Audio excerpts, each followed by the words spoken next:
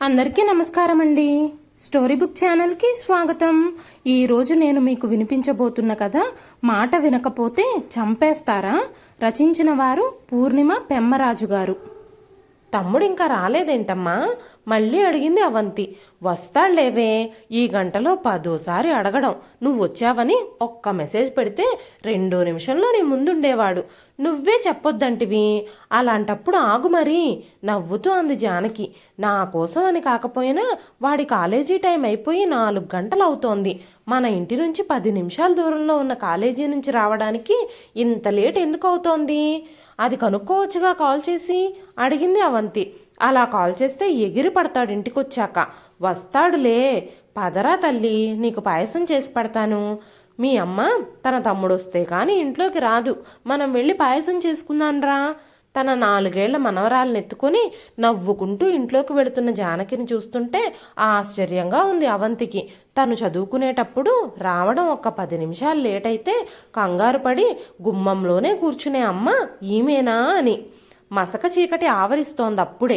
అప్పుడప్పుడు వీస్తున్న గాలి తెరలకి గేటు పక్కన అప్పుడే విచ్చుకుంటున్న సన్నజాజి వాసన, గుమ్మం పక్కన వికసిస్తున్న బొండుమల్లి వాసనలు తెరలు తెరలుగా అలుముకుంటున్నాయి. ఎన్నేళ్ళయింది ఇలా ఇక్కడ కూర్చొని. నాన్న ఇల్లు కట్టడం మొదలుపెట్టినప్పటి నుంచి ఎక్కడ ఏ మొక్క పెట్టాలి, ఇంట్లో ఎక్కడ ఎలా అలంకరించాలి అంటూ రోజు చర్చలే. ఈ ఇంటి గురించి రోజూ కలలే. తీరా అంతా అనుకున్నట్టు పూర్తయి ఈ ఇంటికి షిఫ్ట్ అయ్యాక 6 నెలలు కూడా లేదు తన ఇంట్లో. మళ్ళీ 8 సంవత్సరాల తర్వాత ఇక్కడ ఇలా. అసలు కలలో అయినా ఊహించిందా కన్నవారికి, సొంత ఇంటికి దూరంగా ఇన్నేళ్లు గడుపుతానని? ఆలోచిస్తూ ఉంటేనే గుండె బరువెక్కింది. కళ్ళల్లో పల్చటి నీటి తెర కమ్ముకుంది. ఏం చేస్తున్నావు తల్లి? చీకటి పడుతోంది, దోమలు కొడతాయి, లోపలికొచ్చేయి. రామారావు లోపల నుంచి వస్తూ పిలిచాడు. బాగుంది నాన్న, ఇలా ఇక్కడ కూర్చుంటే. ఎన్నో ఏళ్ళయిందో కదా, అదే తలుచుకుంటున్నా. కానీ అప్పుడు వేసిన మొక్కలన్నీ ఇప్పటికీ అలాగే ఉన్నాయి. గార్డెన్ అలైన్మెంట్ ఏం మారలేదు. ఆశ్చర్యంగా అంది అవంతి. ఒక్క గార్డెన్ మాత్రమే కాదు తల్లి, నువ్వు గమనించావో లేదో, ఇంట్లో అంతా కూడా నువ్వెలా సర్దావో అప్పుడు ఇప్పటికీ అలాగే ఉన్నాయి. చిన్న మార్పు కూడా చేయలేదు. నవ్వుతూనే చెమ్మగిల్లిన కళ్ళని తుడుచుకున్నాడు రామారావు. నాన్న, మీకు విషయం చెప్పాలి. లాస్ట్ వీకు ఒక పార్టీకి వెళ్ళినప్పుడు అక్కడ పృథ్వీ కనిపించాడు. నెమ్మదిగా చెప్పిన అవంతి మాటలకి అదిరిపడ్డాడు రామారావు. అక్కడికి ఎలా వచ్చాడమ్మా వాడు? ఇన్నేళ్ళు నువ్వెక్కడున్నావో వాడికి తెలియకూడదనే కదా ఇంత కష్టపడ్డాం. మళ్ళీ దాపరించాడా మన ప్రాణానికి? ఆవేశంతో వణికిపోతున్నాడు రామారావు. నాన్న ప్లీజ్ ఎగ్జైట్ కాకండి. కనిపించాడు, మాట్లాడాడు, జరిగిన దానికి సారీ కూడా చెప్పాడు. అతనికి పెళ్ళయింది, తన భార్యను కూడా పరిచయం చేశాడు. జరిగిన దానికి చాలా ఫీల్ అవుతున్నాను, చాలా తప్పు చేశాను, క్షమించమని అతని భార్య, మీ అల్లుడు గారు ఇద్దరి ముందు అడిగాడు. గడగడా చెప్పింది అవంతి. అమ్మయ్య, ఎంత మంచి వార్త చెప్పావు తల్లి. నిజంగా పండగ రోజే మనకి. అమ్మకి చెప్తా ఉండు. సంతోషంతో ఎగిరి గంతేస్తోంది. పట్టరాని ఆనందంతో పరుగులాంటి నడకతో లోపలికి వెళ్తున్న రామారావుని చూస్తూ ఉండిపోయింది అవంతి. అక్క, నిజంగా నువ్వేనా? వాట్ ఏ సర్ప్రైజ్ అంటూ పరిగెత్తుకొచ్చిన తమ్ముడు అమన్ని చూసేదాకా. అవంతి వచ్చి వారం దాటిపోయింది. అవంతి భర్తకి ఇండియాలో, అది కూడా వేలూరులోనే పోస్టింగ్ వచ్చిందన్న వార్త రామారావు దంపతులని ఆనందోత్సాహాలలో ముంచెత్తింది. అమన్కైతే చెప్పక్కర్లేదు. అవంతికి పెళ్ళై వెళ్ళిపోయేటప్పటికీ అమన్ 9 సంవత్సరాల పిల్లవాడు. తనకన్నా దాదాపు 10 ఏళ్ళు చిన్నైన తమ్ముడంటే అవంతికి ప్రాణం. అక్క ఎంత ముద్దుగా చూసుకునేదో జ్ఞాపకం ఉన్న అమన్ ఎప్పుడూ అక్కతో ఫోన్లో, వీడియో కాల్స్లో మాట్లాడడం తప్ప ఊహ బాగా తెలిసాక కలిసి ఉండడమే తెలీదు. 4 ఏళ్ల చిన్నారి కృతితో సహా అక్క తమకి దగ్గరలోనే ఉంటుందనే వార్తకి అమన్ కూడా సంతోషంతో ఉక్కిరిబిక్కిరయ్యాడు. కృతికి అమన్ మామతో చాలా బాగా దోస్తీ కుదిరింది. అమన్ ఉన్నంతసేపు అతనితోనే లోకం తనకి. ఇంకో 1 నెల రోజుల్లో అవంతి భర్త ఇండియాకి తిరిగి వచ్చేస్తే అప్పుడు దగ్గరలో ఇల్లు వెతుక్కోవచ్చు అనుకున్నారంతా.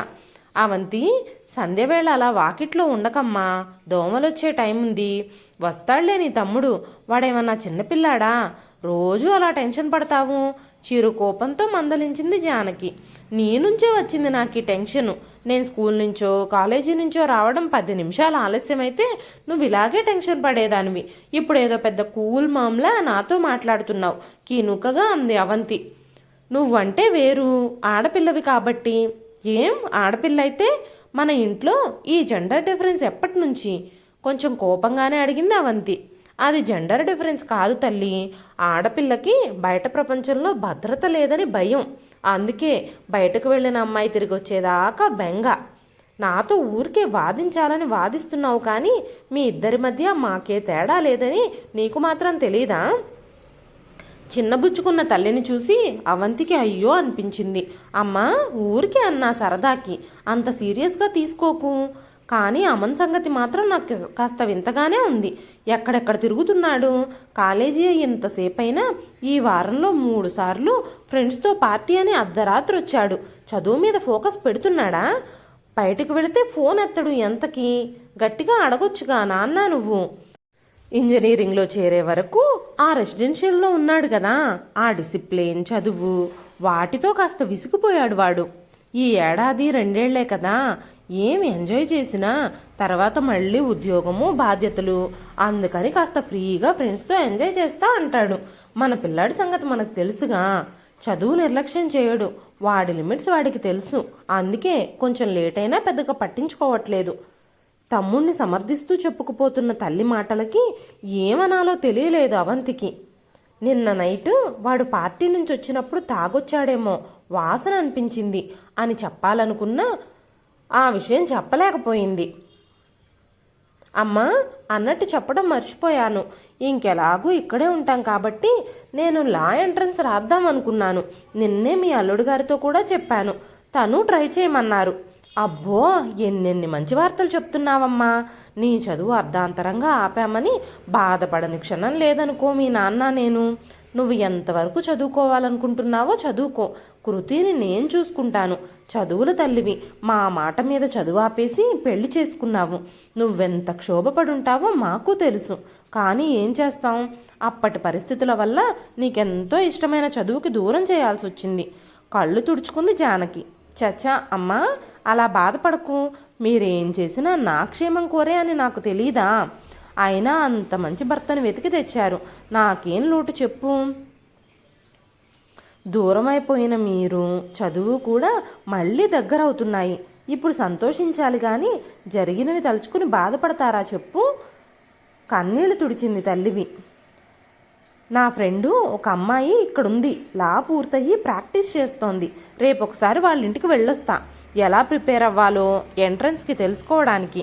తలూపింది అవంతి మాటలకి జానకి. కృతి అలా బయటికి పిల్లలు ఒక్కళ్ళే వెళ్ళకూడదు, బూచుంటుంది బయట అని చెప్పిన అమ్మమ్మ అరుపుకి భయపడి అప్పుడే ఇంట్లోకి వస్తున్న మామయ్యను కరుచుకుపోయింది కృతి. ఏమైంది బుజ్జి? అమ్మమ్మ అరుస్తోంది. అమ్మా పిల్లల్ని అలా బూచి అని భయపెట్టకూడదని తెలీదు, ఎందుకలా చెప్తున్నావు? ఇదే మైండ్లో ఉండిపోతుంది పెద్దయ్యాక కూడా. తల్లిని కోప్పడ్డాడు అమన్. వాళ్ళమ్మ ఫ్రెండ్ని కలవడానికి వెళ్ళింది, ఇదేమో వీధి తలుపు తీసుంటే చాలు ఒక్కతే బయటకు వెళ్ళిపోతుందిరా. అందుకే కాస్త భయం పెడుతున్నాను. అర్థమయ్యేటట్టు చెప్పాలి కానీ అలా బూచి అని భయపడతావా? అక్క చూడు, అమ్మ బుజ్జిపాపని ఎలా భయపడుతుందో. అప్పుడే లోపలికొచ్చి అంతా చూస్తున్న అవంతికి ఫిర్యాదు చేశాడు అమన్. పెట్టని భయం, ఆడపిల్ల కదా, ఎలానూ భయపడుతూ బతకాల్సిందే. ఇప్పటి నుంచే అలవాటు చేసుకొని. అవంతి మాటలు విని అందరూ ఆశ్చర్యంగా చూశారు. ఏమైంది తల్లి? ఏమిటా మాటలు? నీ మొహం ఏమిటి అలా వాడిపోయింది? ఒక్కదానివే బయటికెళ్ళావు, నిజం చెప్పు. మళ్ళీ ఏమన్నా? మాటలు మింగేశాడు రామారావు. తల్లిదండ్రుల మొహాలలో ఆందోళన అర్థం కావడం లేదు అమ్మన్కి. మీరనుకున్నదే జరిగింది నాన్న. ఎంత వదులుచుకుందామనుకున్నా ఆ గతం వదలట్లేదు, మళ్ళీ మళ్ళీ ముందుకు వస్తూనే ఉంది. నేను ఇక్కడ ఉండలేను, ఇప్పుడే వెళ్ళిపోతాం నేను కృతి. మళ్ళీ కనిపించాడా ఆ త్రాష్టుడు? మారిపోయాడన్నావు. ఇంకేం పర్లేదని ధైర్యంగా ఉన్న టైంలో ఇదేమిటండి? జానకి బోరుమంది. అమ్మా ఏమైంది? ఏం మాట్లాడుతున్నారు మీరంతా? ఎవరు కనిపించింది? అక్క నువ్వన్నా చెప్పు, ఏం జరిగింది? అమ్మనికి టెన్షన్ వచ్చేస్తోంది. నీకు తెలియదు కదరా జరిగిన విషయం. అవును, అప్పటికి నువ్వు చిన్నపిల్లాడివి, పైగా హాస్టల్లో ఉండేవాడివి. అప్పట్లో తెలియదు కానీ పెద్దయ్యాక నీకెప్పుడూ డౌట్ రాలేదా అక్క ఎందుకు సడన్గా చదువు మానేసి పెళ్లి చేసుకుని వెళ్ళిపోయింది అని? ఇన్నేళ్ళు ఎందుకు తిరిగి రాలేదు అని నువ్వు అడగలేదా ఇంట్లో? అమన్ని తీక్షణంగా చూస్తూ అడిగింది అవంతి. చాలాసార్లు అడిగానక్క, నీకు ఎంసెట్లో 100 లోపు ర్యాంక్ వచ్చిందని నాన్న చెప్పినప్పుడల్లా అడిగాను. మరెందుకు అక్క చదవకుండా చదువు మానిపించి పెళ్లి చేసి అంత దూరం నైజీరియా పంపించేశారు అని. మంచి సంబంధం వదులుకోవడం ఇష్టం లేక అనేవాళ్ళు. ఇప్పుడు అనిపిస్తోంది ఏదో జరిగింది అని. చెప్పక్క, ఏం జరిగింది అసలు? అమన్ ఆతృతగా అడిగాడు. అవంతి, ఊరుకో, చిన్నపిల్లాడు, వాడికెందుకు ఇవన్నీ? లోపలికి పదా, మనం మాట్లాడుకుందాం. రామారావు మాటలకి అడ్డంగా తలూపింది అవంతి. అంత చిన్నపిల్లాడు కాదు నాన్న ఇప్పుడు వీడు. వాడికి చెప్పే వయసు ఎప్పుడో వచ్చింది. అమన్, నేను చెప్తాను విను. నీకు తెలుసుగా నేనెంత బాగా చదివేదాన్నో. మంచి కాలేజీలో సీట్ వచ్చింది, అది ఉన్న ఊర్లోనే. కానీ మా సీనియర్ పృథ్వీ అని ఉండేవాడు. అతను నన్ను ప్రేమిస్తున్నానని వెంటబడ్డాడు. నేను నెమ్మదిగానే నువ్వు చెప్పాను. నాకు చదువు మీద తప్ప వేరే ఏ ఆలోచన లేదని చెప్పాను. అతను వినలేదు. వెంటపడి వేధించాడు. అతన్నే పెళ్లి చేసుకోవాలని, లేదంటే చంపేస్తా అని బెదిరించాడు. నేను అంతవరకు ఇంట్లో కూడా చెప్పలేదు. అప్పుడు మాత్రం భయపడి చెప్పాను. నాన్నని తీసుకెళ్ళి ప్రిన్సిపల్కి కంప్లైంట్ ఇచ్చాను. 1 వారం రోజులు సస్పెండ్ చేశారు. వాళ్ళ కుటుంబానికి చాలా పలుకుబడి ఉంది. అంతకన్నా కాలేజీ మేనేజ్మెంట్ ఏం చేయలేదు. కావాలంటే పోలీస్ కంప్లైంట్ ఇవ్వమని సలహా ఇచ్చారు. ఆ రోజు రాత్రే అతను తన ఫ్రెండ్స్ 4 తీసుకొని ఇంటి దగ్గరకు వచ్చి చాలా గొడవ చేశాడు. చేసుకుంటే అతన్నే పెళ్లి చేసుకోవాలని, లేకపోతే చంపేస్తానని కత్తి తీసుకొచ్చి మరీ బెదిరించాడు. చెప్తూ దీర్ఘంగా శ్వాస తీసుకుంది అవంతి. ఆ గొడవకి అమ్మా నాన్న చాలా భయపడిపోయారు. నేను పోలీస్ కంప్లైంట్ ఇద్దామని ఎంతో బతిమాలాను, కానీ అమ్మ అస్సలు ఒప్పుకోలేదు. నేనెంత చెబుతున్నా వినకుండా రాత్రికి రాత్రే బాబాయ్ దగ్గరికి ఢిల్లీ తీసుకెళ్ళిపోయారు. అప్పటికే పిన్ని వాళ్ళ బంధువులు మీ బావగారి సంబంధం అడిగారు నా గురించి. నేను చదువుకోవాలని ఒప్పుకోలేదు మొదట్లో. కానీ అమ్మా నాన్న ఎంత భయపడ్డారంటే 10 రోజుల్లో వాళ్లతో మాట్లాడి పెళ్లి కూడా ఢిల్లీలోనే చేసేసి అట్నుంచటే నన్ను నైజీరియా పంపించేశారు. కృతి పుట్టినప్పుడు కూడా మీరే వచ్చారు, కానీ నేను రాకపోవడానికి ఇదే కారణం. వస్తే నాకేదన్నా అవుతుందనే భయంతో అమ్మ ఒప్పుకోలేదు. అవంతికి దుఃఖం ఆగట్లేదు. అక్క, ప్లీజ్ ఏడవకు. అప్పుడు జరిగిందేదో జరిగింది. నీకప్పుడు ఎవ్వరి సపోర్టు లేకపోవచ్చు. ఇప్పుడు నేనున్నాను. నువ్వు భయపడకు, నేను చూసుకుంటాను. ఈసారి నువ్వు భయపడి వెళ్ళిపోవలసిన అవసరమే లేదు. చెప్పు, ఎక్కడుంటాడు వాడు? ఎక్కడ కనిపించాడు? ఆవేశంగా అడిగాడు అమన్. ఎక్కడుంటాడో తెలియదు కానీ ఫోన్ మెసేజ్ ఉంది, వింటావా అంటూ వాయిస్ మెసేజ్ ఓపెన్ చేసింది అవంతి. ఏమనుకుంటున్నావు నీ గురించి? ఏం చూసుకునే అంత ఎగిరిపడుతున్నావు? నాలాంటి హ్యాండ్సమ్గా నిన్ను ప్రేమిస్తున్నా అని అంత బతిమాలుతుంటే అంత ఈగో చూపిస్తావా? ఆడదానివి, నీకే అంత పొగరుంటే మగాణ్ణి నాకెంతుండాలి? నాకు గాని తిక్కరేగిందనుకో, ఒక చిన్న యాసిడ్ చుక్క చాలు, అందంగా ఉన్నానని తెగ ఫీల్ అయిపోతున్నావుగా. నీ మొహం నువ్వే మళ్ళీ చూసుకోలేవు అద్దంలో. ఒక్కటి గుర్తుపెట్టుకో, నీకు ప్రేమన్నా పెళ్ళన్నా అంటే అది నాతోనే, లేదా నిన్ను చంపి నేను చస్తా. ఆ గొంతు విని అందరూ స్థాణువైపోయారు. ఇది మన అమన్ గొంతు కదా. గొంతు పెగుల్చుకుంటూ అంది జానకి. అక్క, ఇది నీకెలా? అసలు ఏమైందంటే తడబడుతున్న అమన్ చెంప చెళ్ళుమనిపించింది అవంతి. అవంతి, ఏమిటిదంతా? నాకేం అర్థం కావడం లేదు, వణుకుతున్న గొంతుతో అన్నాడు రామారావు. నా ఫ్రెండ్ లాయర్ ప్రీతి దగ్గరకు వెళ్ళాను కదా నాన్న. అక్కడికి నేను వెళ్ళేటప్పటికే వాళ్ళ పక్కింటి అమ్మాయి సూసైడ్ అటెంప్ట్ చేసింది, చెయ్యి కోసుకుని కత్తితో. లక్కీగా ఇంట్లో వాళ్ళు చూశారు కాబట్టి అపాయం తప్పింది. నేను వెళ్ళేసరికి ప్రీతి వాళ్ళింట్లోనే ఉంది. నన్ను అక్కడికి రమ్మంది. ఎందుకా అని వెళితే తెలిసింది ఈ విషయం. వీడు రోజు ఇంటికి రాకుండా బయట చేస్తున్న రాచకార్యం. ఆ దీపని వేధించుకు తింటున్నాడు. వాళ్ళ పేరెంట్స్కి తెలిసి మీలానే భయపడి చదువు మాన్పించేద్దాం అనుకున్నారు. పాపం ఆ పిల్ల తట్టుకోలేక ప్రాణం తీసేసుకుందామనుకుంది. ఆ ప్రబుద్ధుడు ఎవరో తెలుసుకున్న ప్రీతి నన్ను అక్కడికే రమ్మని ఈ మెసేజ్ వినిపించింది. ఇది చాలా బెటర్ మెసేజ్. మీరు వినలేనివి, మనం అనలేనివి ఇంకా చాలా ఉన్నాయి వీడి మెసేజ్లు. అమన్ వైపు అసహ్యంగా చూస్తూ కొనసాగించింది అవంతి. దీపకి వాళ్ళ పేరెంట్స్కి చెప్పొచ్చా, ఏం భయపడొద్దు, పోలీస్ కంప్లైంట్ ఇవ్వండి, నేను సాక్ష్యం ఇస్తా వచ్చి, ఆ గొంతు వాడిదే, ఆ నెంబర్ వాడిదే అని. అవంతి మాటలకి అదిరిపడ్డారు అందరూ. అవంతి, జరిగింది తప్పే, కానీ ఆ అమ్మాయి సూసైడ్ చేసుకోబోయింది వాళ్ళ పేరెంట్స్ చదువు మానమన్నారని, కానీ వీడి వల్ల కాదుగా. నువ్వు ఆవేశపడుతున్నావు, వాడి ఫ్యూచర్ నాశనం అవుతుంది. రామారావు వారించబోయాడు. జరిగింది తప్పే అన్నాక మళ్ళీ కానీ ఏమిటి నాన్న? తప్పంటే తప్పే, వీడి ఫ్యూచర్ నాశనం అవుతుందా? మరి ఆ అమ్మాయి సంగతి ఏమిటి? తనకేదన్నా అయ్యుంటే అప్పుడేం చేసేవాళ్ళు? లేదా నాలాగే ఒప్పుకొని చదువు మానేసుంటే అప్పుడు బతికుండి చచ్చిపోయేది. ఇన్నేళ్ళు నేనెలా ఉన్నానో తెలుసా నాన్న మీకు? నా తప్పేం లేకుండా నా కలలు, కోరికలు, ఆశలు అన్నీ ఎవరికో భయపడి వదిలేసి కన్నవారిని చూడ్డానికి కూడా నోచుకోకుండా ఈ 8 ఏళ్ళు బ్రతికాను. ఎవడో సంబంధం లేనివాడు నా జీవితాన్ని శాసిస్తే నేను తల వంచుకు పారిపోయి బతుకుతున్నానని నా మీద నాకే విరక్తి కలిగేది. ఆ ఫీలింగ్ మీకెవ్వరికి చెప్పినా అర్థం కాదు కూడా. అదృష్టం కొద్దీ అర్థం చేసుకునే భర్త దొరకటంతో ఆగిపోయిన నా కలలు పూర్తి చేసుకుందాం, లాలో చేరి అమ్మాయిలకి వాళ్ళ హక్కుల గురించి పోరాటంలో సాయం చేద్దామని ఇక్కడికి వచ్చాను.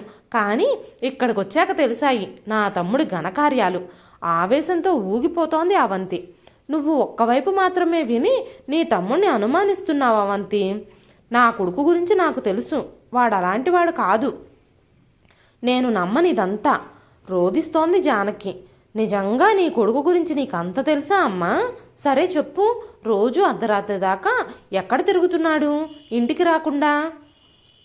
వాడి ఒక్క ఫ్రెండ్ పేరు కానీ ఫోన్ నెంబర్ కానీ నీకు తెలుసా? ఎలా చదువుతున్నాడో, బ్యాక్లాగ్స్ ఎన్నున్నాయో తెలుసా? అర్ధరాత్రి తాగింటికి వస్తున్నాడు, అది తెలుసా? ఏం తెలుసని మీకు? అసలు తెలుసుకోవాలని అనుకున్నారా? ఎంతసేపు మగపిల్లాడుగా పర్లేదు పర్లేదు అన్న మాటే. ఆడపిల్లకి బయట సేఫ్టీ లేదన్నావు కదా అమ్మా. ఎవరి వల్ల సేఫ్టీ లేదు? నీ కొడుకు లాంటి మగపిల్లల వల్ల లేదు. వాళ్ళని పట్టించుకోకుండా వదిలేసే మీలాంటి తల్లిదండ్రుల వల్ల లేదు.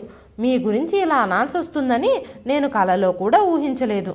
బాణాల్లాంటి అవంతి మాటలకి సమాధానం లేదు వాళ్ళ దగ్గర. నువ్వు చెప్పరా? ఆడదానివి, నీకే అంతుంటే మగాణ్ణి నాకెంతుండాలి? అదేగా అన్నావు. మగాడివైతే ఏంటి నీ గొప్ప?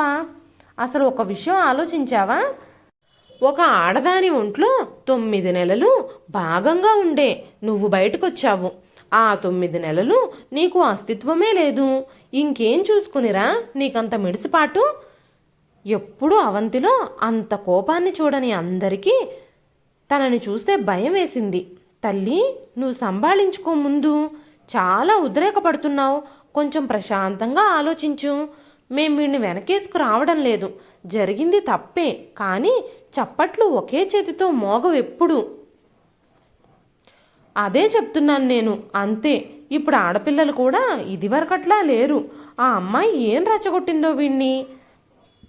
అవంతికి నచ్చచెప్పబోతున్న జానకి అవంతి చూపు చూసి ఆగిపోయింది. చెప్పమ్మా, ఆగిపోయావే? ఆ అమ్మాయి రెచ్చగొట్టుంటుంది, లేదా వాడితో అతి చనువుగా ప్రవర్తించుంటుంది. కాదు, వాడితో మిడ్నైట్ పార్టీకి వెళ్ళి వాడికి అవకాశం ఇచ్చుంటుంది. చెప్పు, ఆగావేం? కానీ ఒక్క విషయం గుర్తుపెట్టుకో, పృథ్వీ వాళ్ళ ఇంట్లో కూడా నా గురించి అప్పుడు ఇలానే అనుకునుంటారు. ఒకవేళ ఆ అమ్మాయే నువ్వన్నట్టు రెచ్చగొట్టినా కూడా చంపేయాలా, లేదా ఎందుకు అలాంటి అమ్మాయితో అని వదిలేయాలా? చెప్పు నువ్వు.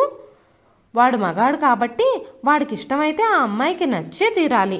తనకి వేరే ఆలోచనలు కానీ ఆశయాలు కానీ ఉండకూడదు. యారా, అంతేగా? అవసరమైతే చంపేస్తావు, అంతేగా? మరి అలాంటప్పుడు అమ్మాయిలు భయపడ్డం నేర్చుకోవాలిగా. అప్పుడు నేను భయపడ్డాను, ఇప్పుడు దీప, రేపు కృతి. దాన్ని కూడా రేపెవడో ఇలాగే అంటాడు. మర్యాదగా మాట వినకపోతే చంపేస్తా అంటాడు. ఈ మాత్రానికి ఆడపిల్లలకి ఇంకెందుకు చదువులు, కోరికలు? ఒక పని చెయ్యి, నువ్వే చంపేయి కృతిని కూడా. పెరిగి పెద్ద అయిందంటే దాని మనసు ఎలా ఉంటుందో. అప్పుడు మనసు చంపుకునే కన్నా ఇప్పుడే మనిషిని చంపేద్దాం. జరిగింది తప్పే కానీ అనే అవసరమే ఉండదు ఎవరికి. పురిట్లోనే అమ్మాయిని చంపేస్తే దుఃఖంతో గొంతు పూడుకుపోయింది అవంతికి. అవంతి, ఇంకా మాటలతో చిత్రవద చెయ్యకమ్మా. మేము ఎంత తప్పు చేశామో ఇప్పుడే కాదు అప్పుడు కూడా అర్థమయ్యింది. మమ్మల్ని క్షమించు తల్లి. రామారావు చిన్న పిల్లాళ్ళ బోరుమన్నాడు. జానకి కొంగులో మొహం దాచుకుంది. అక్క ప్లీజ్, సారీ అక్క, నిజంగా నేను ఊహించలేదు. అసలు అలా తనని ఏదో చేద్దామని కూడా నేను అనుకోలేదు. బెదిరిద్దాం అనుకున్నా అంతే. ఇలా జరుగుతుందని అనుకోలేదు. నన్ను క్షమించక్క. పోలీస్ రిపోర్ట్ ఇస్తారనే భయంతో కాదు, నిజంగా సిగ్గుతో చచ్చిపోతున్నాను. వాళ్ళింటికి తీసుకెళ్ళు. నేను దీపకి వాళ్ళందరికీ కూడా క్షమాపణలు చెప్పుకుంటాను. ప్లీజ్ అక్క. అవంతి కాళ్ళ దగ్గర కూర్చొని బరస్ట్ అయ్యాడు అమన్. తీసుకెళ్తాను. వాళ్ళేం చేస్తారో నిర్ణయం వాళ్ళదే. నువ్వు క్షమాపణ చెప్పడానికి మాత్రమే తీసుకెళ్తాను, నిక్కచ్చిగా చెప్పింది. కృతి మీద ఒట్టేసి చెప్తున్నానక్క, ఇంకెప్పుడు ఏ అమ్మాయితోనూ తప్పుగా ప్రవర్తించను. ముందు మీరంతా నన్ను క్షమించాను అని చెప్పండి. దీప వాళ్ళేమన్నా వాళ్ళ నిర్ణయాన్ని నేను గౌరవిస్తాను. నేను మారాను అని మీరంతా నమ్మితే అదే నాకు చాలు. అక్క, ముఖ్యంగా నువ్వు నన్ను నమ్మితే చాలు. తన ఒళ్ళో తలపెట్టుకుని కుమిలి కుమిలి ఏడుస్తున్న తమ్ముడిలో మార్పు నిజంగానే వచ్చిందని అర్థమైన అవంతి ఆనందంగా నిట్టూర్చింది. ఇదండి ఈరోజు కథ.